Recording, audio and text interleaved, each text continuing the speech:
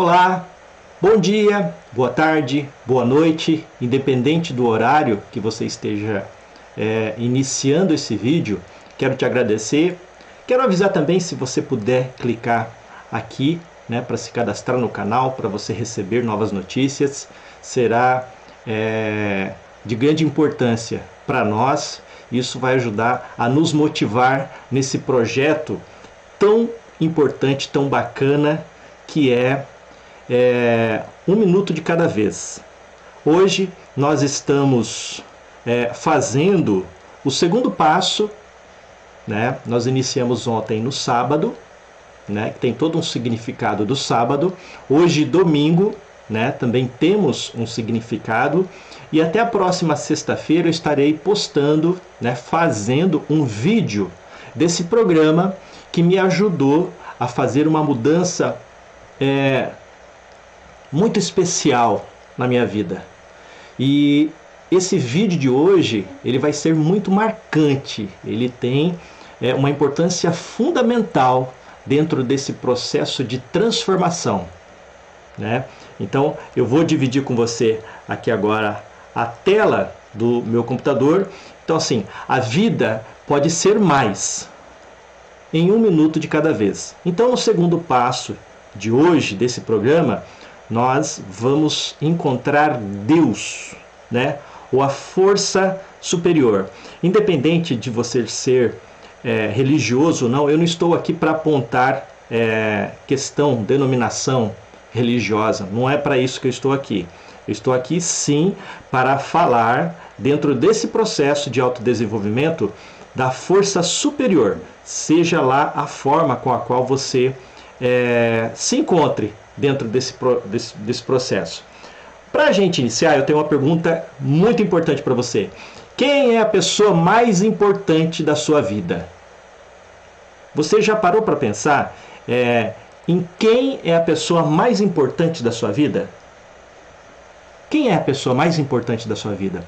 E isso determina todo o processo. Quando nas minhas palestras eu faço essa pergunta para os pais, para as crianças, jovens, adolescentes, principalmente o canal ele está direcionado aos adultos, aos jovens, adolescentes.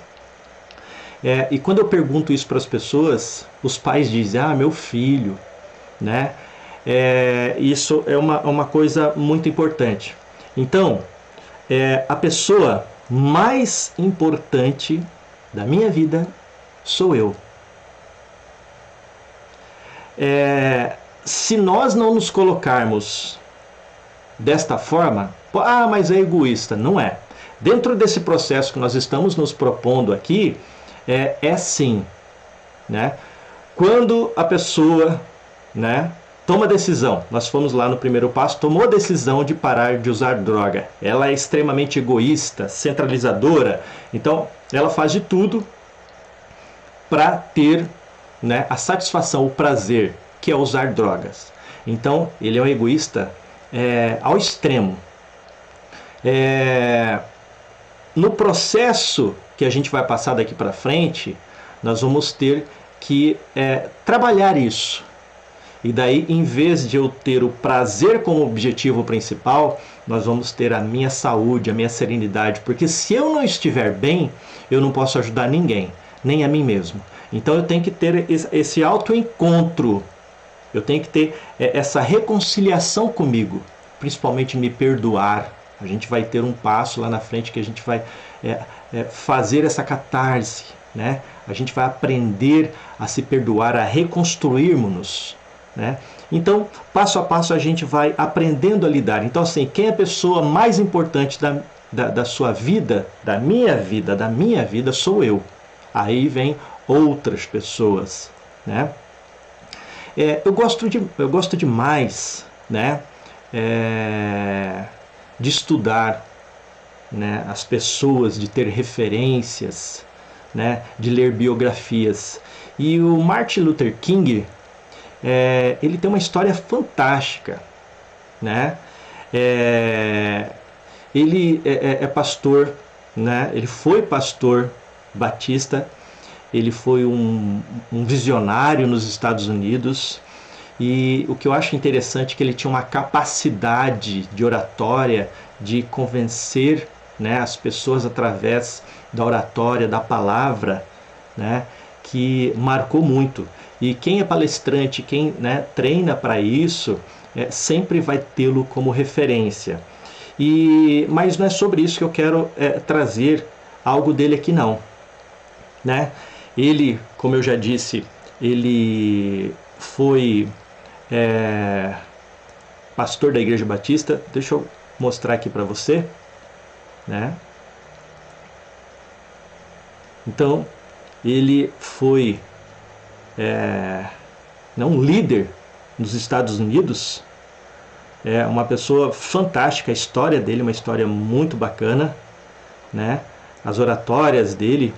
Então, assim, seu posto como pastor da Igreja Batista sempre caminhou lado a lado com a sua vida como ativista, e Luther King fazia questão de pregar ensinamentos religiosos, principalmente ligados ao amor ao próximo. Olha que coisa interessante. Ele era, né, alguém que estava na política, mas ele sempre falou do amor ao próximo. Isso é uma coisa que sempre me marcou bastante com relação a ele. Sua forma de encarar o mundo e sonhar com uma sociedade mais igualitária é uma verdadeira aula de como aplicar o amor em todas as relações e colher os frutos que este sentimento tão bonito pode proporcionar. Né? E tem uma frase em especial que eu uso muito dele nas minhas palestras, que diz o seguinte, ela diz assim, ó: se não puder voar, corra. Vamos trazer aqui para o nosso encontro, para esse vídeo, para o objetivo desse vídeo. Você é uma pessoa que quer mudar o seu comportamento. Talvez você não vai ter as condições que você gostaria de ter. Na vida, a gente não vai ter essas condições. Muitas vezes a gente vai ter que lutar contra o sistema, contra nós mesmos. Eu disse no passo de ontem que o meu pior inimigo sou eu mesmo. Né? Então eu preciso saber quem é meu inimigo. A primeira coisa é essa: quem é meu maior inimigo? Né? Porque eu preciso saber com quem eu estou lutando. E nessa frase que ele colocou, né, nesse pensamento do Luther King, assim: se não puder voar, corra. Se não puder correr, ande. Se não puder andar, rasteje. Mas continue em frente de qualquer jeito. Não importa. Você precisa ir em frente. E isso é uma coisa muito forte. É uma questão muito forte para mim. Né? E eu gosto. E daí eu vou trazer mais uma outra. Dentro desse pensamento, vocês já devem perceber que eu gosto muito da hermenêutica, do significado das palavras. Porque se você não entende o que está sendo pronunciado, se você não entende a origem da palavra, se você não entende do que se trata o assunto, a informação não chega até o seu coração, a informação não chega, né, até o seu discernimento. Né? E uma coisa que eu disse, né, já nesse processo heurístico, né? Eureka, lembra de Eureka? Descobrir, né? A heurística é uma ciência de descobrir, de se fazer perguntas. Então, para que você saiba fazer as perguntas certas, é importante que você saiba do que se trata. Né? E eu vou trazer aqui uma coisa muito interessante, que é a coragem. Né? O que significa coragem? E nesse momento que nós estamos vivendo, é importante a gente ter coragem. Você é corajoso. Se você está tomando a decisão de fazer qualquer tipo de mudança na sua vida, você precisa ter coragem. Coragem é a confiança que o homem tem em momentos de temor ou situações difíceis.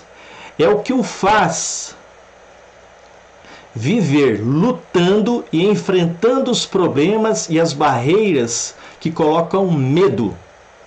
É a força positiva para combater momentos tenebrosos da vida. Isso é coragem.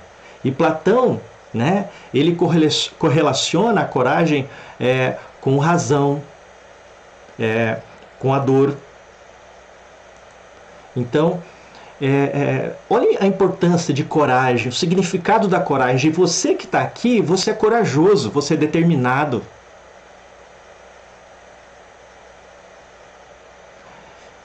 É importante isso, porque se eu conseguir ficar 18 anos limpo, se eu conseguir fazer tantas transformações na minha vida, né?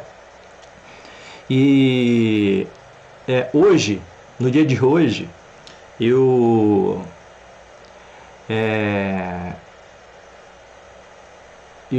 assisti um filme.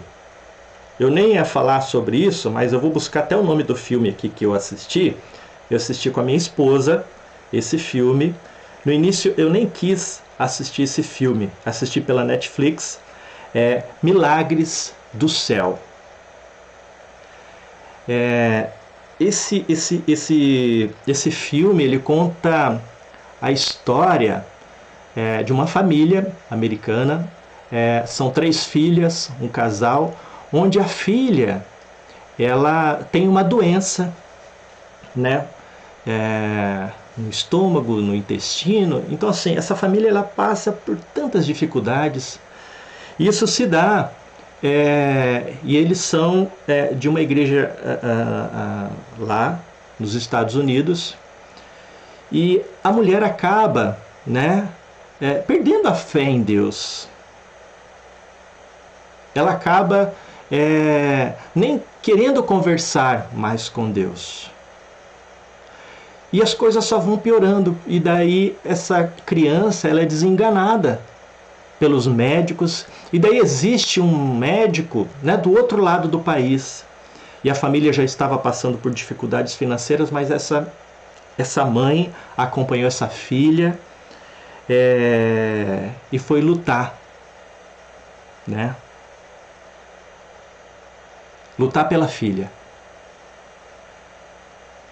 Eu lembro que o filme mexeu comigo, sabe por quê? Porque quem tem filho e vê o filho passando pelo sofrimento das drogas, é muito difícil, a gente não sabe o que fazer, a gente não entende, a gente tem vontade de sentir aquela dor.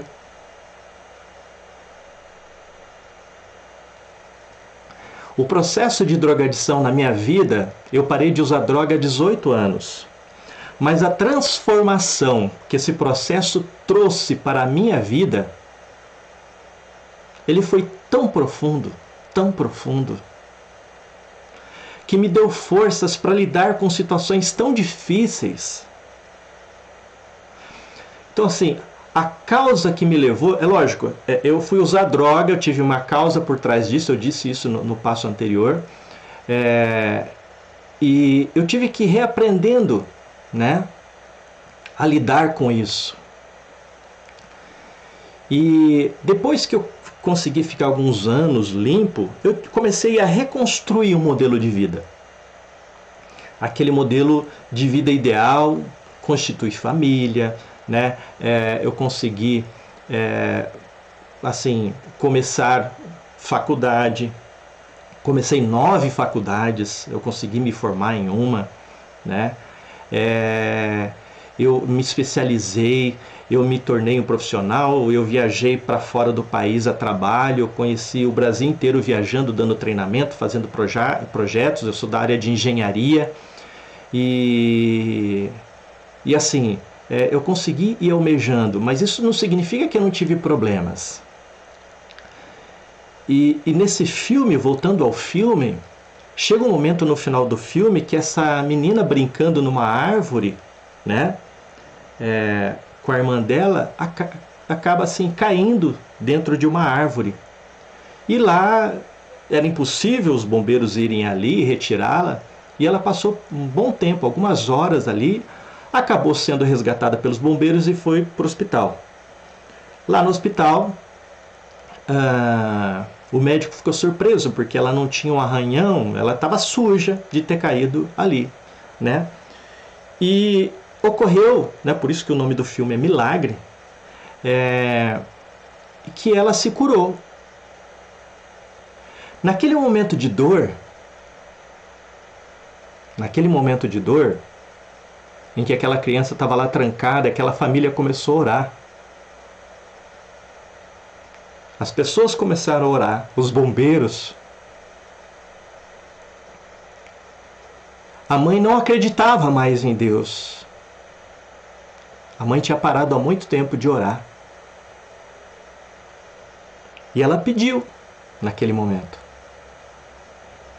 No dia que eu estava no motel com uma arma apontada para minha cabeça, com aquela droga, que eu estava querendo acabar com a minha vida,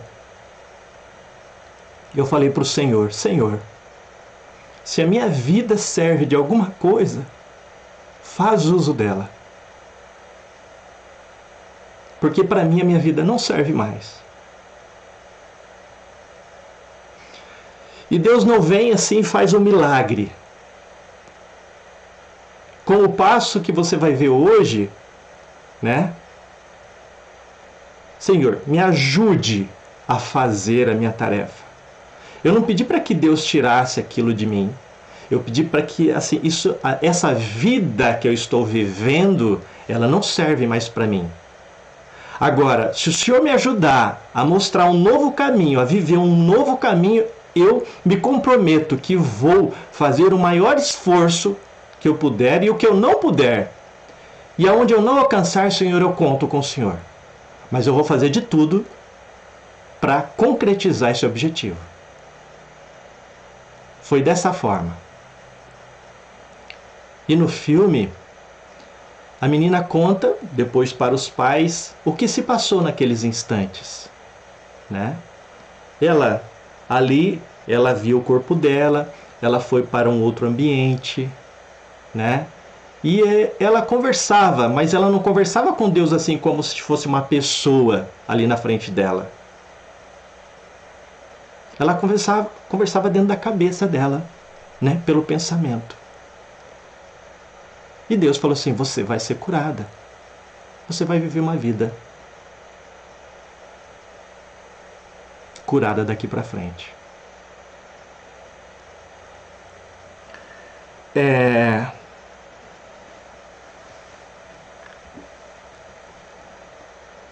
Por que esse processo ele é importante?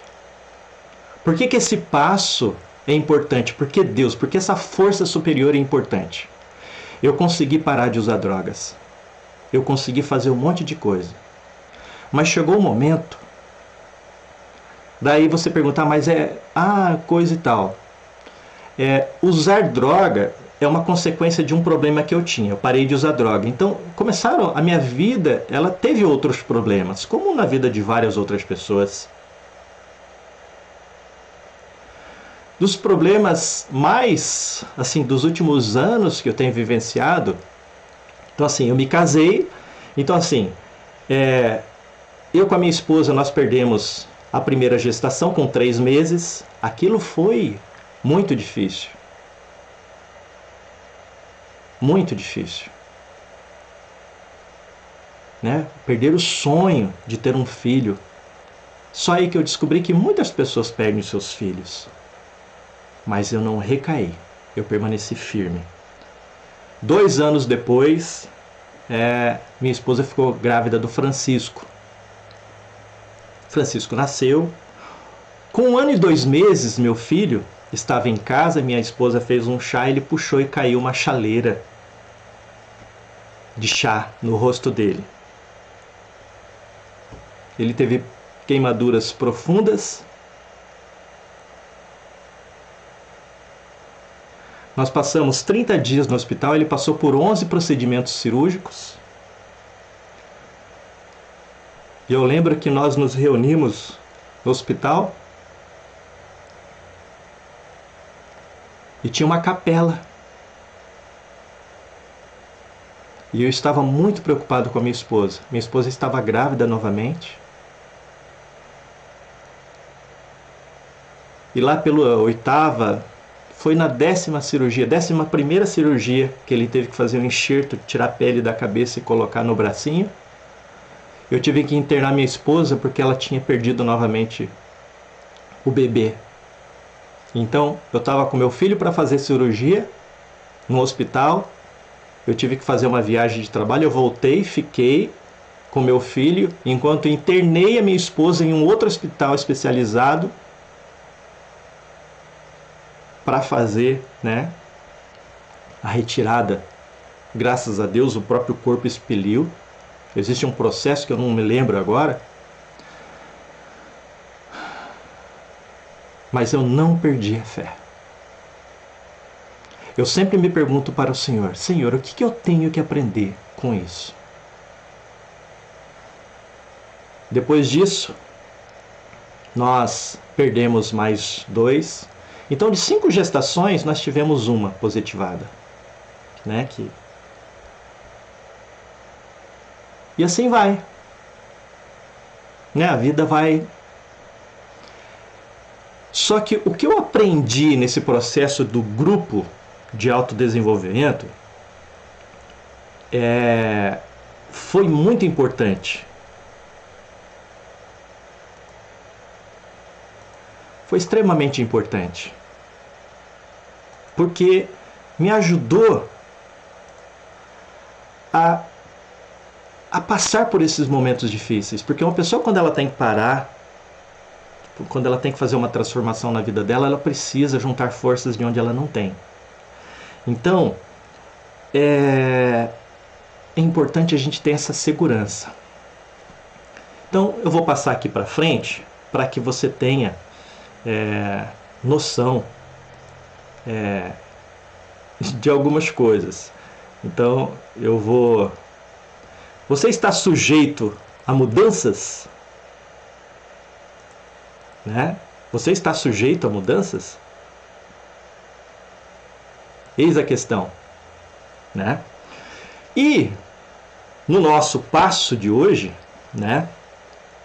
No segundo passo, o primeiro passo ele diz o seguinte: admitir.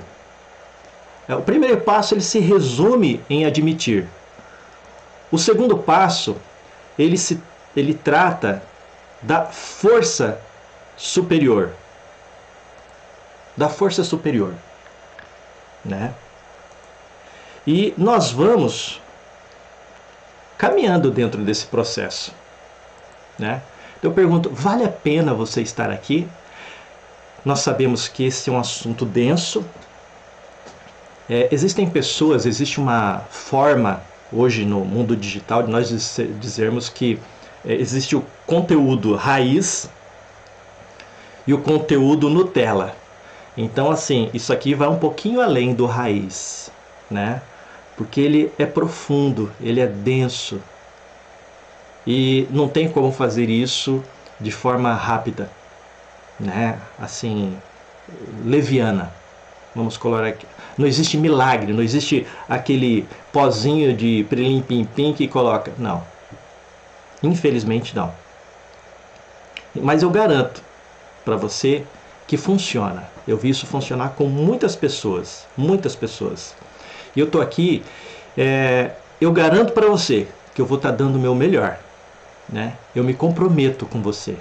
Eu me comprometo com você. E agora, você está comprometido com você?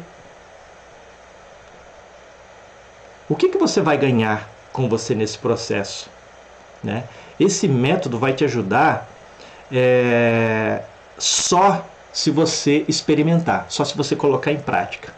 Isso aqui não é uma coisa para você ouvir e ficar... Não, você tem que ter um caderninho aqui, ó, de anotações, e escrevendo e tendo insights. Então a primeira coisa que você precisa ter a partir de agora é um caderninho para você ir anotando esses insights, né? Essas ideias que você vai ter. Você precisa fazer um rascunho. E quando a gente recai lá, Por exemplo, ontem foi sábado, o dia da recaída. Então, nesse momento a gente precisa escrever. Eu falei para você para escrever tudo que você estava sentindo, porque a gente vai usar isso lá na frente, né? Então, esse caderninho de insights, de pensamentos, você precisa andar debaixo do braço. Você vai ter que andar com ele, porque você vai ter uma ideia. Tem que ser no papel, na caneta, num caderno, para ficar ali na tua mão. Não adianta ficar colocando no celular. Você tem que ter isso em mãos, tá? E isso vai ajudar você a fazer, né, essa transição, a você a conseguir isso. E agora note, o mais importante é o trajeto.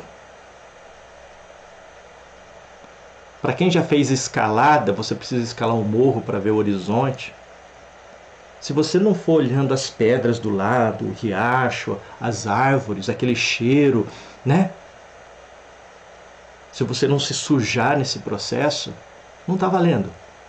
Não está valendo. Você precisa se sujar. Você precisa fazer isso. Isso aqui é uma imagem de um lugar onde eu cresci. E eu tenho uma história. Isso aqui é minha tela de trabalho do meu computador. E eu adoro esse lugar. E eu vivi muito tempo lá nesse lugar. E isso aqui fica perto de Maringá, né, no Paraná. E é um lugar assim fantástico, onde eu cresci. É inspirador. Bom, eu vou fazer então brevemente, novamente aqui, um resumo do nosso programa, tá? Então nós teremos aqui qual que é o dia de virar o caneco, de afogar as mágoas, de empinar a carroça, o dia que podemos extravasar, né, que não teremos problemas, que a gente pode acordar tarde, é o dia que a gente vai se acidentar, é o dia que vai acontecer alguma merda na nossa vida, né, e que a gente vai, assim, dar conta de que a gente precisa fazer uma mudança. Esse dia eu determino como sábado, é o dia de admitir. Admito que sou impotente perante essa situação e que sozinho eu não consigo lidar com isso. Esse é o primeiro dia. Qual é o dia do Senhor? É o domingo, hoje, domingo, né? O dia do Senhor, né, é Deus, força superior, né? Então hoje nós vamos tratar deste passo, do domingo, o significado do domingo, isso tudo. Daí nós temos, né, qual que é o dia mais difícil da semana, né, que é o chamado dia da promessa, todos, né, que nós vamos começar algo, vamos começar a fazer um regime, vamos fazer uma mudança, que é o dia de amanhã, né, que é a segunda-feira, né, o dia da mudança, o dia da promessa, é o dia que a gente se compromete. Daí vem qual que é o dia da semana em que a gente se toca que é preciso fazer algo diferente. Começarmos a sair da ressaca, do final de semana, né, que a gente precisa ter, né? Então a gente vai encontrar isso na terça-feira, dia do inventário moral. Daí vem qual o dia em que entramos no ritmo de trabalho, que a expectativa é boa, já nos sentimos mais produtivos, né? Isso vai ser lá na quarta-feira, dia do trabalho. O trabalho é meu, ele é individual e é intransferível. Ninguém pode fazer isso por mim, né? Isso aqui é transcendental, isso aqui vai além, né? Qual que é o dia mais produtivo, o dia da ação, né? É a quinta-feira, né? É o dia da integridade, da legitimidade, de insistência, de persistir, de acreditar, de determinar, né? E daí o dia mais esperado da semana, né? De forma geral, né? Que é a sexta-feira, mas essa sexta-feira tem um significado importante para nós. É o dia de renascer, ou seja, renovação, manutenção, Você passou por uma semana limpa, você vai passar por outra e por outra e por outra, e vai sempre se preocupar com a manutenção dos seus propósitos, né? Refazer, repetir e comemorar as pequenas vitórias. A gente precisa comemorar pequenas vitórias. Se você está um dia limpo, você tem que comemorar. Se você está 2 dias, 1 mês, 1 ano, não importa, você tem que comemorar. Você está vencendo. Como eu disse anteriormente na aula, né, no primeiro passo, nós temos que nos comprometermos pelo menos 2.000 vezes, que são 2.000 vezes que os pensamentos voltam, ai que vontade, e não sei o que. O ginásio psicológico, nós temos no início, né, e durante muito tempo, que dizer não, pelo menos 2.000 vezes em 24 horas, tá? E para começar o novo é importante, né? Na verdade não é importante, deve morrer o velho. Então se eu quero a transformação de mim mesmo, eu tenho que abandonar o velho, esquecer o homem velho.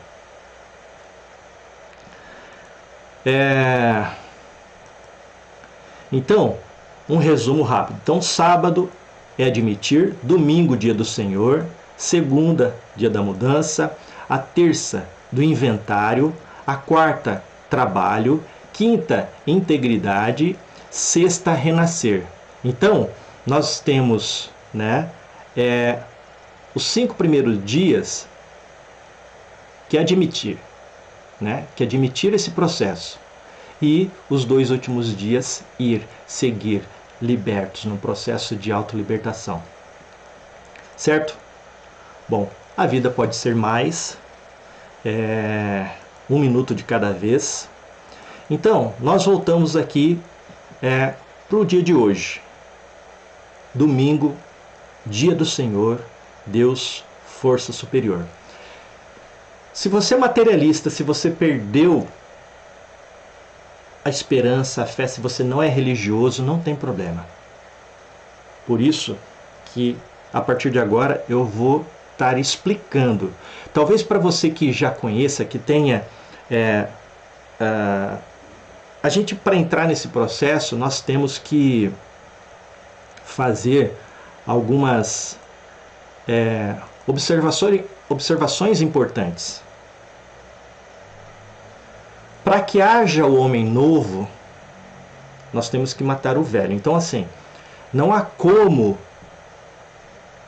você encontrar ideias novas, não há como você ter movimentos novos. Se tudo que você fez até hoje não funcionou, não adianta você querer adaptar. Ou você se permite ser conduzido por algo, por uma coisa que funciona, que funcionou com centenas de pessoas, né, com milhares de pessoas, porque do jeito que você está fazendo, não está funcionando. Se você está nessa situação, então assim, preste atenção, abra sua mente. Talvez vai parecer óbvio demais, mas não é. Existe um processo aqui, né, começo, meio e fim, e que vai ajudar você a compreender esse processo aqui que eu estou explicando para você. Então, a gente está aqui, ó, no dia do Senhor. Então, nós precisamos, em todos os grupos de apoio que a gente vai, a gente sempre inicia com uma oração, com uma prece, e terminamos. E a oração da serenidade, ela é muito importante. E olha que interessante. Observe a oração da serenidade. Concedei-me, Senhor, a serenidade necessária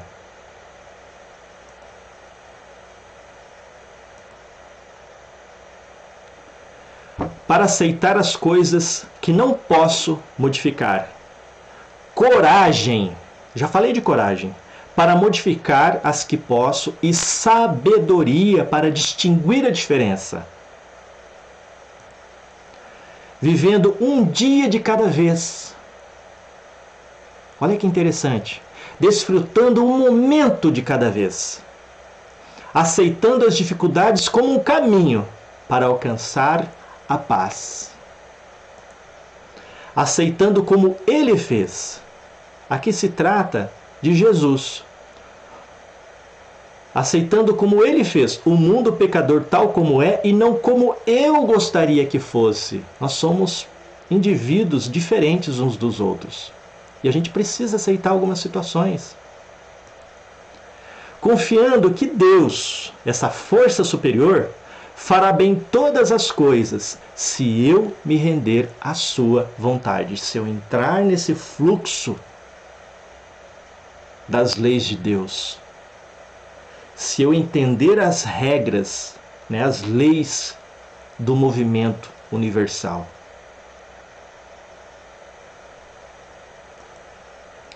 Para que eu possa ser moderadamente feliz nesta vida e supremamente feliz com Ele para sempre na próxima. Então isso aqui é uma promessa. E que assim seja. Olha que interessante a oração da serenidade.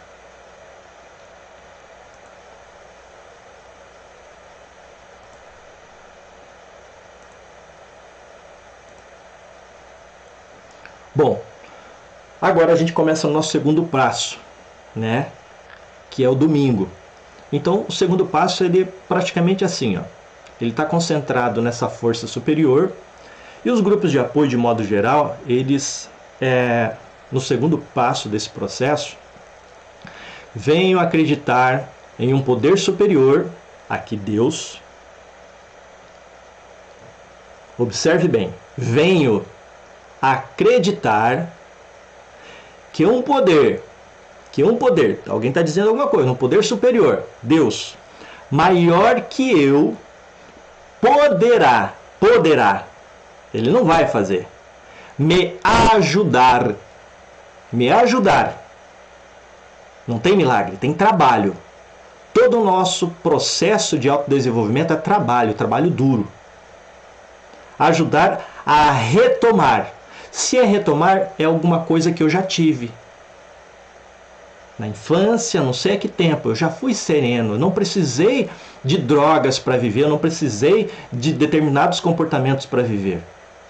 E se ainda que eu fora desta forma, eu posso mudar, quando eu quiser, o destino da minha vida. Eu não posso mudar o passado, eu não posso ficar escravo das coisas que me aconteceram no passado. Também não posso ficar escravo de ansiedades do que pode vir a acontecer no futuro. Mas é meu dever fazer bem aqui e agora. É isso que eu quero deixar para você. Bem claro. Poderá me ajudar a retomar a sanidade. Então nós vamos entender através da hermenêutica do significado de algumas palavras aqui dentro, do que eu escrevi, para que você possa compreender com profundidade o que significa isso. A primeira pergunta é: que é Deus? Que é Deus? Deus é a inteligência suprema, causa primária de todas as coisas. Isso é Deus. E nós não temos a capacidade de entender Deus. Ainda não temos e vai demorar muito para termos. E vamos além. Deus é um conceito de ser supremo, é um conceito de ser supremo, presente em diversas religiões monoteístas, enoteístas ou politeístas, sendo geralmente definido como o Espírito infinito e eterno, Criador e preservador do universo. O conceito de Deus, conforme descrito pelos teólogos, geralmente inclui os atributos da onisciência, ou seja, todo o conhecimento, a onipotência, poder ilimitado, a onipresença presente em todos os lugares, a simplicidade divina e a existência eterna e necessária. Muitos teólogos também descrevem Deus como sendo onibenevolente, ou seja, perfeitamente bom e amoroso. Jesus disse, quando alguém veio e falou assim, ah, o Senhor é bom, Jesus é bom. Não, bom é o Pai. Continuando em Deus, é mais frequentemente descrito como incorpóreo, ou seja, imaterial, e sem gênero, né? Embora muitas religiões descrevam Deus usando a terminologia masculina através do uso de termos como Ele, o Pai, o Criador, ó meu Pai, né? Pois bem, dando continuidade a esse processo, eu estou traduzindo aquilo que está escrito lá no passo, né? Traduzindo não, eu estou trazendo a lucidez para cada palavra dentro desse processo. E é muito importante a gente aprender isso, a gente saber com o que estamos falando, fazendo e de que forma estamos conduzindo os nossos pensamentos. A definição de fé na Bíblia. Eu uso isso aqui no meu trabalho, nas palestras que eu faço. Ora, a fé é a certeza de coisas que se esperam. Eu tenho fé que isso vai acontecer. É a convicção de fatos que não se veem. Isso está lá em Hebreus 11:1. Então, ter fé, uma pessoa que é fervorosa, então ela tem convicção de que alguma coisa vai acontecer, que aquilo vai dar certo, né? Eu já falei anteriormente que não é uma fé dogmática, né?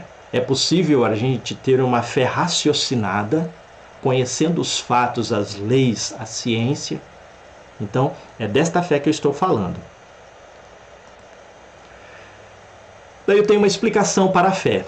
Fé, do latim fide, é a adesão de forma incondicional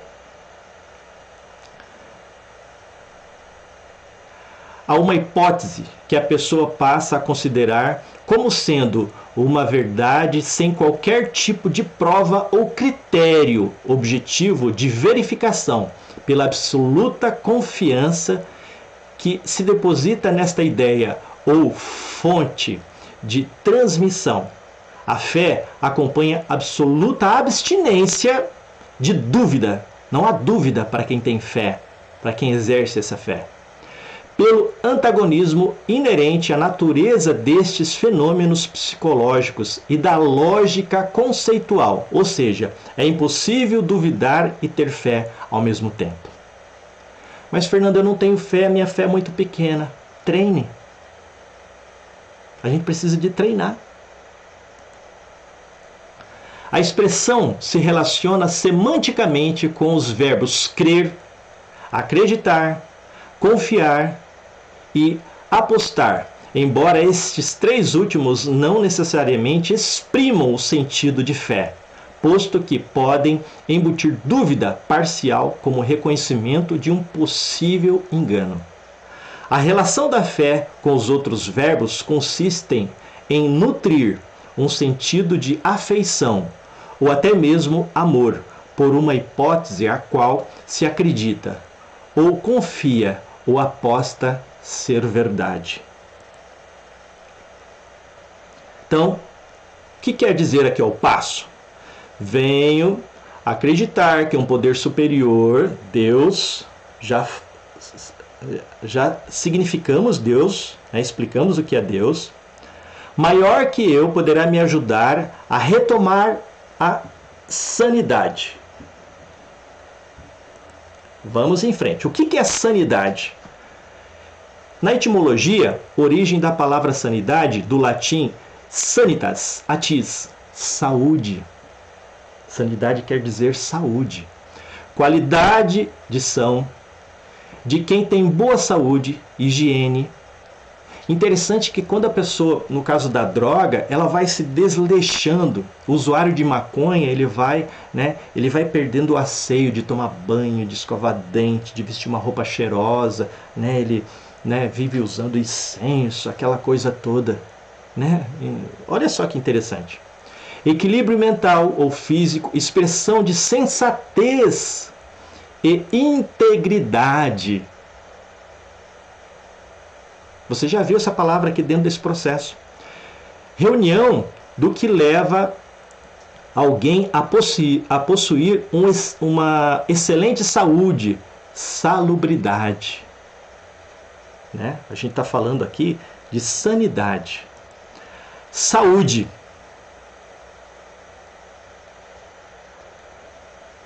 A definição de saúde possui implicações legais, sociais e econômicas dos estados de saúde e doença. Sem dúvida, a definição mais difundida é a encontrada no preâmbulo da Constituição da Organização Mundial da Saúde.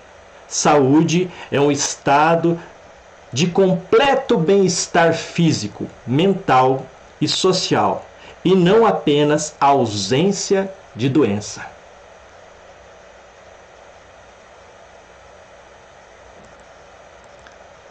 Então, agora você vai entender porque no passo que eu coloquei sanidade e não serenidade.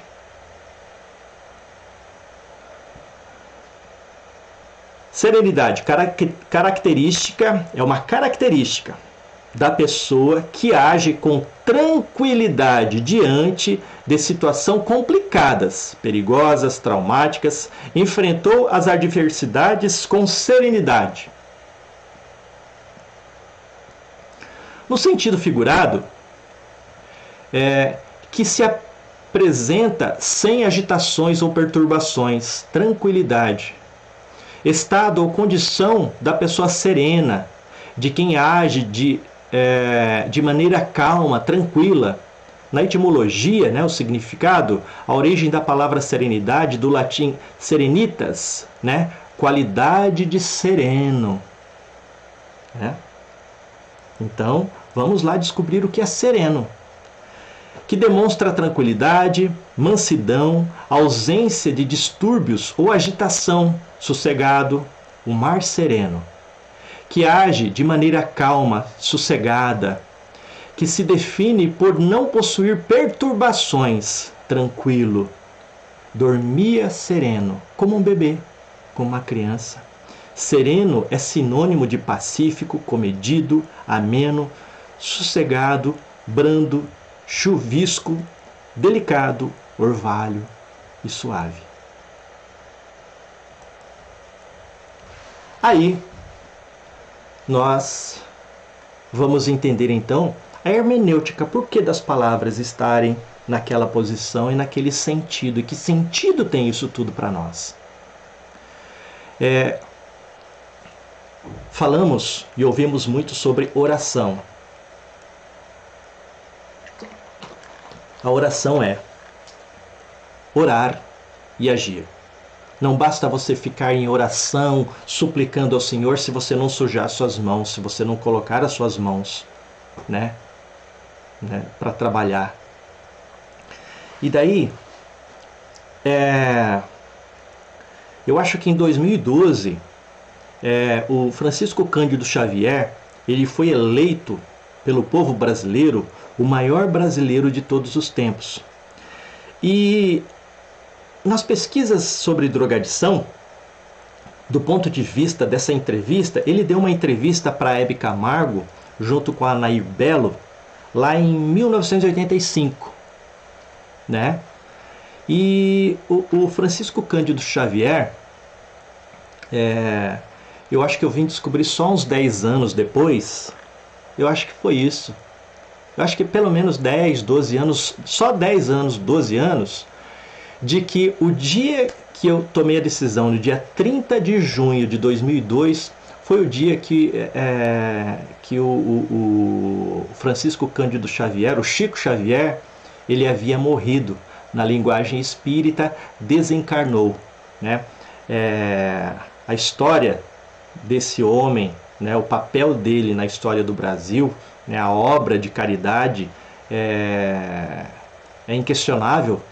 Mas eu achei uma coisa muito interessante numa entrevista que ele deu para Hebe Camargo, né? das minhas pesquisas a respeito de drogadição.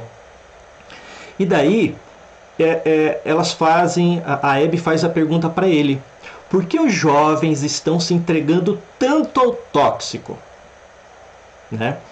E ele diz assim, que o tóxico é um parente mais sofisticado do que o álcool, porque o álcool ele também sempre, né, foi e né, primeiro, a porta de entrada para outras viciações, é uma droga lícita que devasta, inclusive existem as campanhas que nós ouvimos, campanha de carnaval, de final de ano, os acidentes que acontecem, o carnaval aqui no Brasil, então assim, os excessos, né? Então, os índices de acidentes nessas épocas festivas, eles vão lá em cima, então precisa de todo um preparo do poder público, né, para fiscalizar, né, para tentar evitar que isso venha acontecer. Então assim, e ele fala, né, que as drogas, os tóxicos, né, ele é um primo mais sofisticado, né, mas e aí ele responde da seguinte forma, então assim, por que os jovens estão se entregando tanto ao tóxico? Né?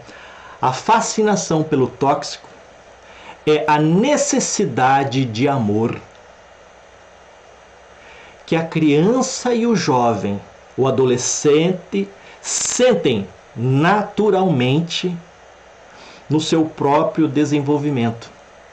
Então, existe uma necessidade, né, que a criança, o bebezinho, o pré-adolescente, o adolescente, o jovem, né, ele sente algumas necessidades dentro do seu próprio desenvolvimento, né?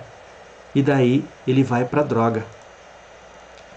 O jovem que se abandona ao tóxico, habitualmente, ele pode estar com mesadas muito grandes, mas está sem o carinho, sem o calor paterno, sem o calor materno. Isto é, ou seja, isso é muito sério na vida de quem está começando a existir nessa vida. Ou seja, ele está falando assim que habitualmente ele está tendo a falta do afeto de pai, de mãe, de família.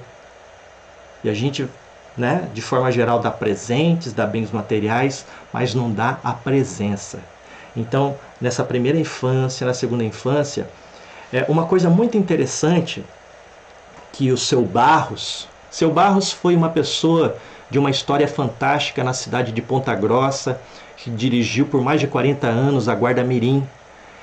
E eu, quando vim para Apucarana, no Paraná, e tomei a decisão de montar um grupo, né, de ajuda, o GAD, Grupo de Acolhimento, Amparo e Autodesenvolvimento, num trabalho em parceria com a Educa, Escola de Desenvolvimento Casa do Caminho,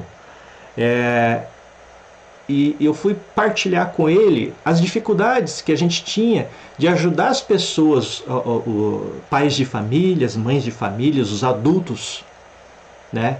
E ele foi sincero, com a experiência de quase 50 anos, né? Ele falou assim, invista na criança, porque o adulto dificilmente ele vai mudar. Os nossos investimentos, a concentração de energia, né, de atenção, de afeto para as crianças, trará resultados, né, enormes. Eu sou um semeador, Fernando, né? Quem trabalha com isso sai a semear. Não é meu papel colher, quem colhe é o Senhor. Porque eu sou fruto de um trabalho, de um comprometimento que eu fiz lá atrás, há 18 anos. Então, assim, o meu trabalho é sair semear. Pega a semente, quem quer. Desenvolve quem quer, mas assim, naquele solo sagrado, com aquela criança, né, esse fruto ele rende mais. Então, assim, é uma coisa muito interessante. Então, É claro que a gente trabalha, tem o GAD, que é um grupo, né, para adultos, para pessoas que querem, mas assim, os trabalhos que a gente faz com a criança, com o adolescente, depois juntamos a família junto, falando no mesmo assunto, isso dá um resultado fantástico, né? E é bom, é gratificante. Vocês não sabem a alegria de que ver uma criança, né? Ver uma família mudando com um pequeno esforço. Deixa eu continuar aqui. Só quem é pai sabe, né? Às vezes, olha que interessante, ainda na entrevista do Chico, às vezes a privação do dinheiro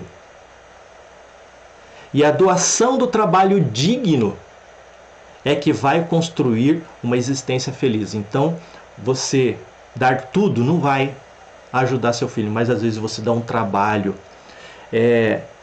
Nas palestras que eu faço, o acompanhamento com as crianças, com as famílias, eu criei um contrato de boa convivência familiar. As famílias, as crianças, os adolescentes têm muitas dificuldades na comunicação, né?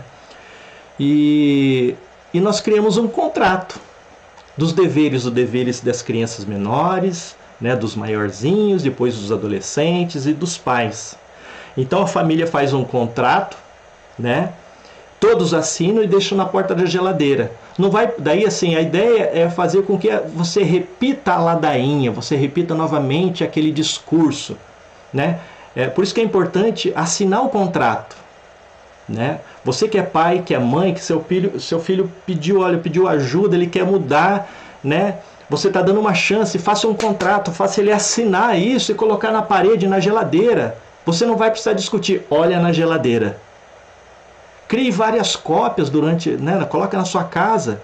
Se você achar interessante, eu mostro como que faz isso passo a passo. Mas faça um contrato que seja visível. Isso ajuda. Gente, é simples, mas é aquilo que eu falei, o óbvio.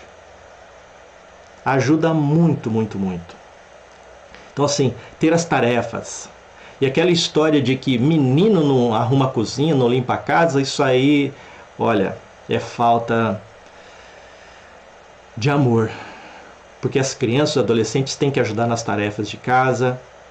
Eu comecei, é lógico, não pode, eu com 8 anos, pela própria necessidade do meu histórico, né, eu já ia trabalhar na roça, com 11 anos eu já ganhava igual homem na roça, mas assim, eu não quero que isso seja, né, levado em consideração, mas nós precisamos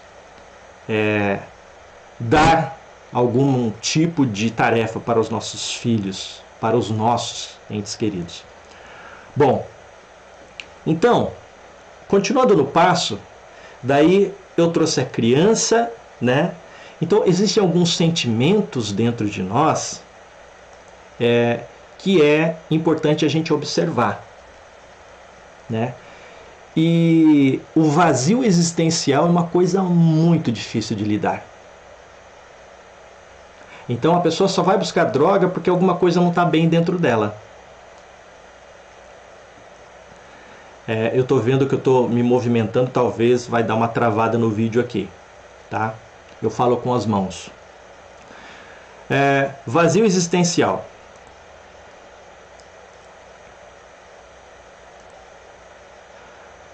O sentimento humano de que a vida carece de sentido tem sido defendido por alguns filósofos com o termo vazio existencial.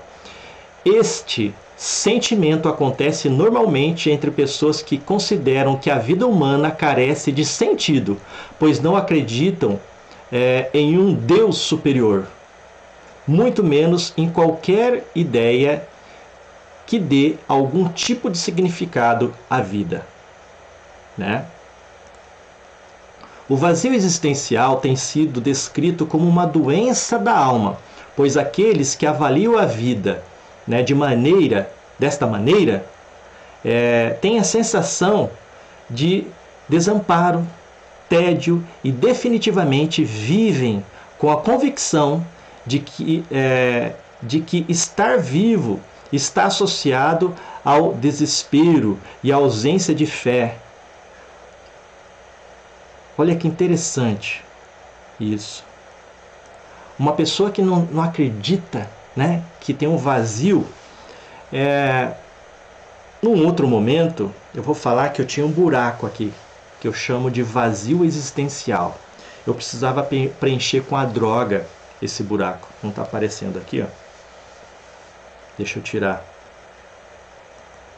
isso aqui. Então assim, existia um buraco aqui bem na ponta do estômago aqui, que a gente chama de vazio existencial. Então, eu procurava preencher isso com a droga, né? Então, é uma pessoa que não tem sentido. Por isso que algumas pessoas têm ideações suicidas, né? Elas não querem fazer essa mudança. Olha o trabalho que dá para fazer essa mudança interior. Olha quanto tempo a gente já está falando aqui, né? Então isso tudo é muito sério, dá trabalho, precisa estudar, precisa se dedicar, precisa, né? Então, algumas possíveis causas do vazio existencial. Deixa eu trazer para cá. Então, dentre algumas possíveis causas, nós vamos ter, né, a ideia de que Deus não existe, uma vez que se trata de um conceito criado pelo homem. Ao pensar desta forma, o homem se sente só e desamparado. Outra ideia, né? A ideia de que pode haver um Deus, mas sua existência não significa uma finalidade de vida humana. Consequentemente, se experimenta um vazio interior similar ao que se tem quando se acredita que Deus não existe, né? Ou seja, a pessoa está desligada, ela acredita que, né? Sabe aquela pessoa que fala assim, você vai na igreja? Eu vou, mas quanto tempo faz que você não vai na igreja? Faz quanto tempo que você não congrega? Não, eu vou para a igreja, eu tenho a minha religião, eu tenho o meu jeito de falar com o Senhor, né? Enfim, a ideia de que a razão humana e a ciência são o único instrumento válido para buscar a verdade. Esta consideração exclui qualquer caminho rumo à transcendência ou à espiritualidade, do qual se pode conduzir ao vazio interior. A ideia de que o ser humano é pura existência e não tem nenhuma essência. Esta concepção faz com que o homem perceba a si mesmo sem uma finalidade, pois veio a este mundo por uma simples questão biológica. Complicado, né? Outra ideia. A ideia de que a razão humana e a ciência são o único instrumento válido para buscar a verdade. Esta consideração exclui qualquer caminho rumo à transcendência ou à espiritualidade, do qual se pode conduzir o homem ao vazio interior.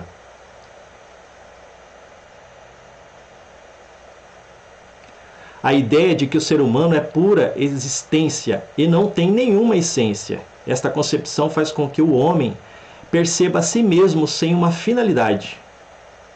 Bom,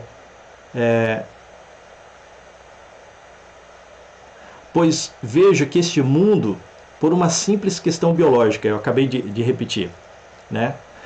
Não encontrar uma ideia em relação a certas perguntas. Olha que interessante. Quem somos? O que fazemos nesta vida? Entre outras. Pois bem, as diversas ideias ou crenças, né, quais são as consequências desse mecanismo de pensamento? As diversas ideias ou crenças que conduzem ao vazio existencial trazem consequências ao ser humano, sendo que algumas delas são as seguintes: levar uma vida na qual só existe o presente. Os materialistas. Adotar uma posição escapista, escapar da realidade, pode levar a certos vícios, ao materialismo e ao sentimento de frustração ou angústia vital.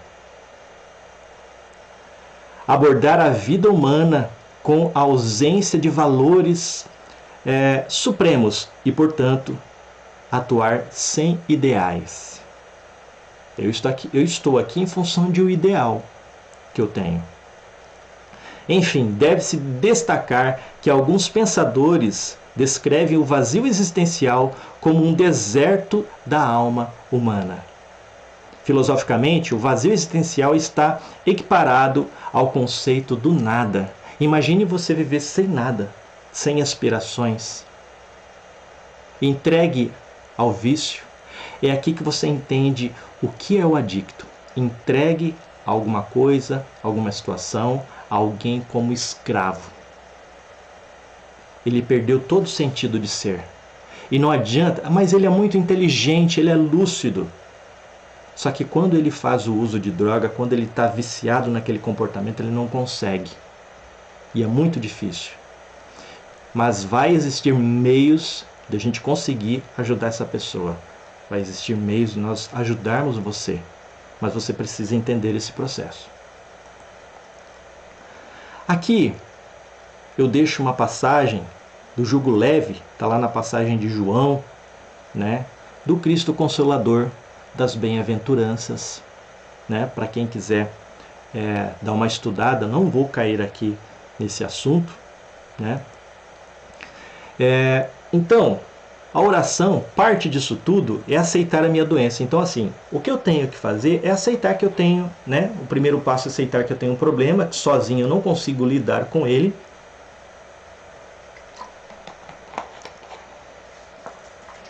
Daí nós vamos passar por um processo de aceitação. Não é passividade, né? Não é aquela coisa milagrosa de... Então, assim, não chores pelo que perdeste. Luta pelo que tens. Não chores pelo que está morto. Luta por aquilo que nasceu em ti. Não chores por quem te abandonou. Luta por quem está contigo. Não chores por quem te odeia. Luta por quem te quer. Não chores pelo teu passado, luta pelo teu presente. Não chores pelo teu sofrimento. Luta pela tua felicidade. Com as coisas que vão nos acontecendo, vamos aprendendo que nada é impossível de solucionar. Apenas siga adiante. Isso aqui é do Papa Francisco. Então, sigamos adiante. Então, nós estamos no segundo passo, Dia do Senhor, e a gente vai dar... a família é o cadinho sagrado de tudo isso. Então, dentro da família, cadinho é como se fosse um vaso, mas o nome é cadinho, é onde você aquece ele, e é onde, por exemplo, os ourives, né, vão tirando as impurezas do ouro. Então ele precisa superaquecer aquilo, né? Vamos usar o ouro aqui, né, o ourives, né? Então ele aquece aquilo, vai chegar uma temperatura que o ouro ele vai separando, né, de outros materiais.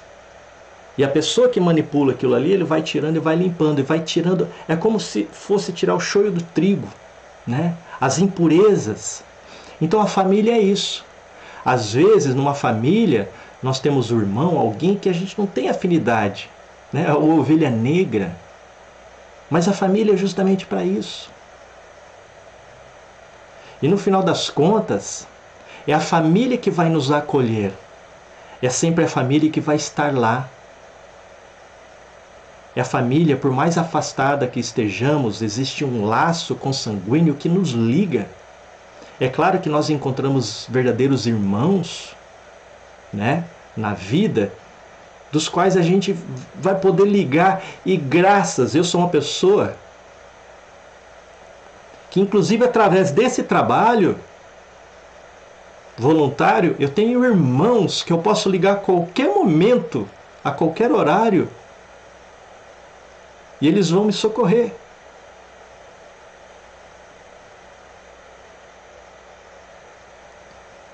E como é bom ter irmãos.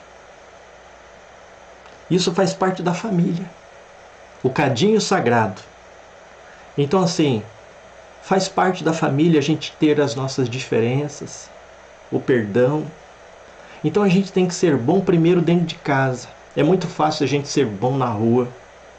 E nesse processo que a gente está vivendo atualmente, com a questão da pandemia, nós vivemos isolados dentro dos nossos lares, né? E os nossos espinhos, eles vão ali se trabalhando, a gente vai se alfinetando. Eu já disse e vou repetir novamente. É muito triste. É triste. Violência doméstica acontecendo.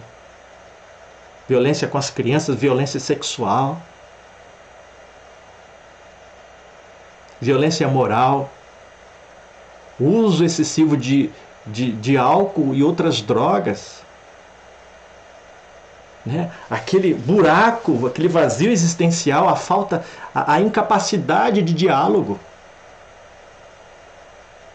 Para tudo isso, é para isso que existe esse programa. Eu não sou melhor do que ninguém. Eu já disse, eu sou o maior necessitado disso. Eu estou aqui, estou falando para mim mesmo. Mas saio a semear.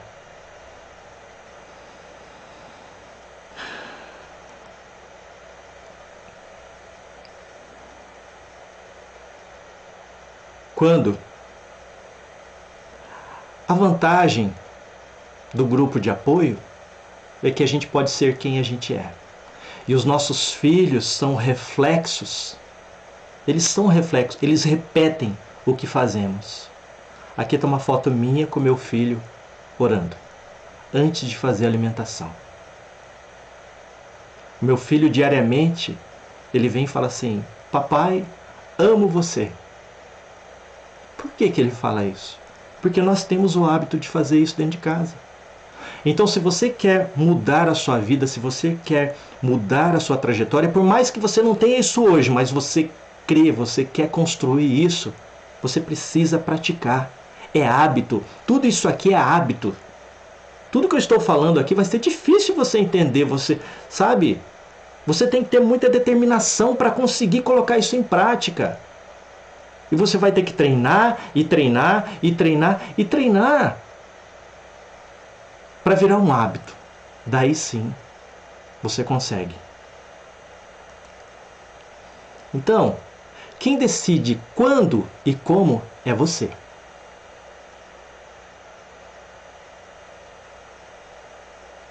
É você que decide. Então, cada degrauzinho desse aqui, quem vai fazer é você. E isso aqui é um exemplo que eu uso para droga. Né? Olha aqui, ó. Olha aqui, ó. Mas vamos para frente que é importante. Então, a gente já está indo para o final. Então, a gente precisa entender alguns aspectos da mudança. Né? É algo que dá medo, que dá pavor, que dá insegurança. É dolorosa a mudança. Percebemos sentimentos de incapacidade, de impotência. Nos gera uma ansiedade muito grande.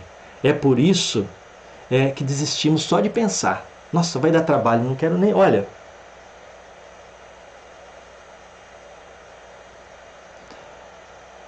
Quem passa por esse processo de autodesenvolvimento e mudança faz qualquer coisa na vida. Qualquer coisa. Porque nós vamos ter que lidar com a nossa mente, com os nossos sentimentos, com o nosso corpo físico, com as questões sociais, questões emocionais. E vamos ter que construir um homem integral, passo a passo, dia a dia, 1 minuto de cada vez. Mas é valoroso. Motivação. Então, para a gente fazer qualquer tipo de mudança, a gente precisa ter uma motivação. Por que eu devo fazer isso? Se uma pessoa perdeu sentido na vida, perdeu sentido, a motivação, sem motivação ela não faz isso. E a motivação errada, pela minha mãe, pelo meu pai, pelo meu filho, não é essa a motivação. A motivação tem que ser por mim, para mim. E às vezes a gente não vai ter essa motivação, mas a gente precisa insistir. Até que isso, através do hábito, do exercício, isso começa a entrar dentro da gente. A palavra motivação provém do termo latim motus, movido, e motio, movimento. Para a psicologia e a filosofia, a motivação são aquelas coisas que incentivam uma pessoa a realizar determinadas ações e a persistir nelas até alcançar os seus objetivos. O conceito também se encontra associado à vontade e ao interesse. Por outras palavras, a motivação é a vontade de fazer um esforço e alcançar determinadas metas. Então, se você tem como motivação, se você quer uma motivação, é a tua saúde. Eu tenho certeza, se você quiser, com o mínimo de esforço, você vai conseguir. E aqui estou eu. Eu tinha um sonho, eu coloquei uma meta. Eu precisava de uma motivação. Eu queria ir mergulhar em Fernando de Noronha. E eu trago comigo, e eu descobri o Guaraná Jesus, que é lá do Maranhão, né? É um Guaraná rosinha, que a Coca-Cola acabou comprando, mas é uma latinha que é Guaraná Jesus. Então, eu sempre que viajo lá para o Nordeste ou lá para o Maranhão, eu trago fardos desse Guaraná Jesus. Até se você quiser fazer uma doação, eu aceito. Porque eu tenho dado esse Guaraná Jesus para pessoas que conseguem ficar 1 mês, 3 meses, 6 meses sem usar droga, que estão conseguindo mudar o seu comportamento. Então, além de ter o nome Jesus, ele tem um significado que para nós é vitorioso, né? E essa imagem representa a realização de um sonho. Primeiro, que é ir para Noronha. Fernando, que é o meu nome também, né? Nunca, né? Mas assim, eu aprendi no mergulho.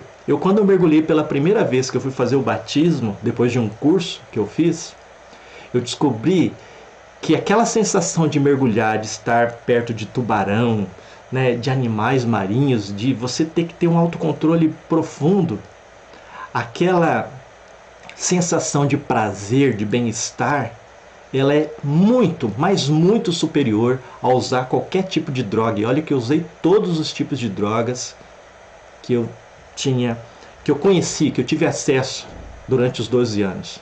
Então, é uma coisa muito gratificante, né? Então, assim, Guaraná Jesus é uma coisa pra gente, né? E o que é mudança? Uma mudança ou transformação pressupõe uma alteração de um estado, modelo ou situação anterior para um estado, modelo ou situação futuros, por razões inesperadas ou incontroláveis, ou por razões planejadas e premeditadas. O que é a mudança, né? Mudar envolve necessariamente a capacidade de compreensão e adoção de práticas que concretizem o desejo de transformação. Isso é, para que a mudança aconteça, a pessoa precisa estar sensibilizada por ela. O que é renovação?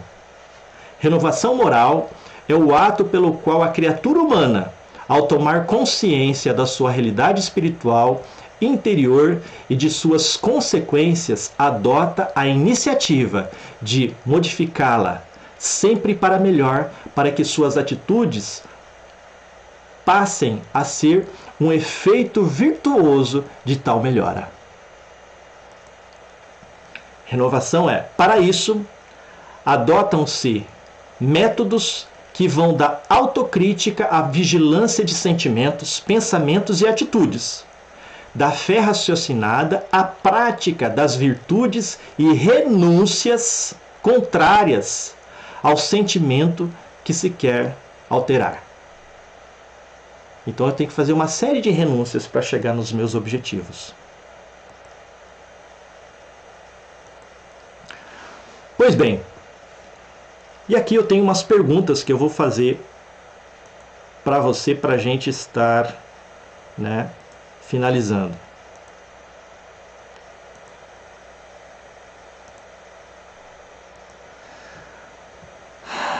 Os aspectos da mudança. A gente precisa saber o motivo da nossa mudança, a origem da mudança, por que mudar, saber que é preciso ter esforço, saber que é cansativo, saber que estaremos sozinhos, e essa é a pior parte. Quando eu digo assim, o trabalho é meu, ele é individual e intransferível, é isso, É algo que você nunca fez, então você não sabe como faz. Você não tem ideia. Só vivenciando. É algo que você não sabe por onde começar, mas nesse roteiro eu vou trazer para vocês detalhadamente, o que fazer, como fazer. E eu espero a gente fazer uma reunião online, onde eu vou poder fazer alguns feedbacks, de repente você, como se fosse uma reunião, um grupo de autodesenvolvimento online. Estou planejando isso. Atitudes para a mudança. Você verdadeiramente deseja qualquer tipo de mudança na sua vida? Para que você consiga isso, se você quer, você vai precisar de algumas coisas. Esquecer de tudo.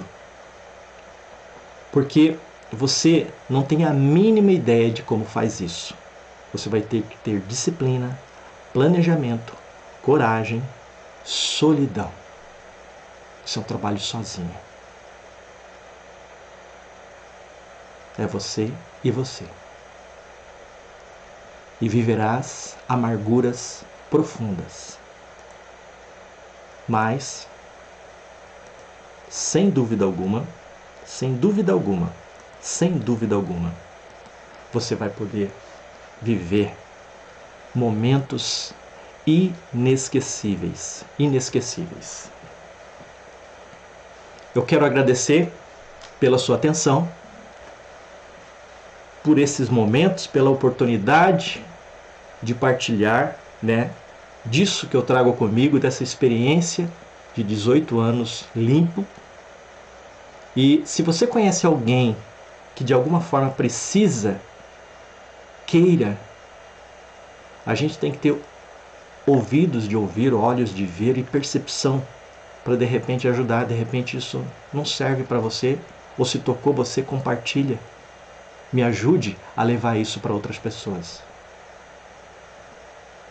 Se você quiser voltar lá na oração da serenidade, eu desejo para você a oração da serenidade. Desejo, faço votos de amanhã, segunda-feira, o próximo passo, que você encontre a sua paz, que você encontre aquilo que você está buscando. Tá bem? Obrigado, muito obrigado, muito obrigado. E que você encontre a proposta do nosso encontro de hoje, essa força superior. Muita paz.